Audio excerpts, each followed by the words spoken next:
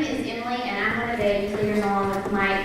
And on behalf of the youth and everybody at Peachland and Global, we want to thank you for inviting us here today. We've had a blast so far. We got a chance to spend some time with some youth and adults from your church last night, and got to play some games with them and have a bonfire. And we're so excited that they joined us to do these skits.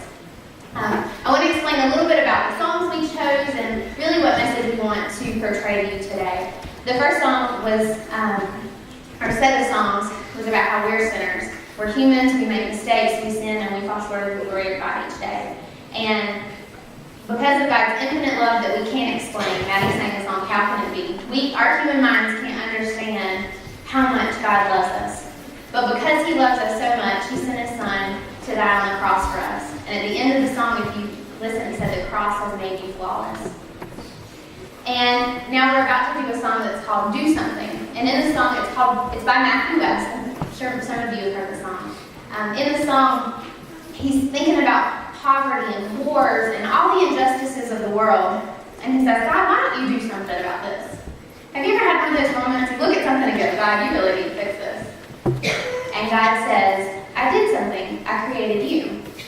And so the song's about going out and doing something. And I don't know if any of you have ever had one of those moments where God kind of thumps you on the head and says, you need to do something. And I've had many of those in my life, but probably the biggest one that I've had was a few years ago. It's how I got involved with the youth. I grew up in a very small church called Mount Moriah. It's not too far from Peachland and Gilboa.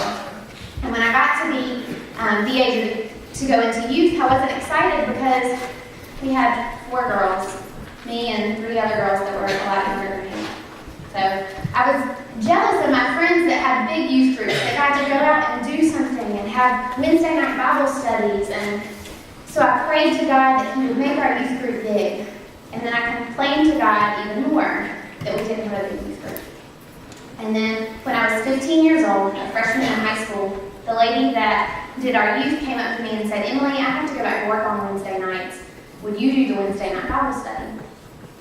And I can't say no to people. I have that issue that I'm working on. And so I reluctantly said yes to her. And then I went and complained to God some more. Are you kidding me? I'm 15 years old. God, that's not how it's supposed to work. You need to do something about this. And after wrestling with God for a little bit, I found a passion that I didn't know I had for working with youth. And I realized how important youth ministry is, and it is important. And so we started out with 4 girls, including myself. Later on that year, Peachland and Global decided to join us on Wednesday night, and we merged our youth groups for Wednesday night Bible study. So we started off with 4 youth, and now we have an average of 20 youth coming each Wednesday night. We get to go out and do things like this and illumination. God knows what He's doing, even when you think you know better. So what we want you to get from this morning is that 1, God loves you. He loves you more than you can fathom.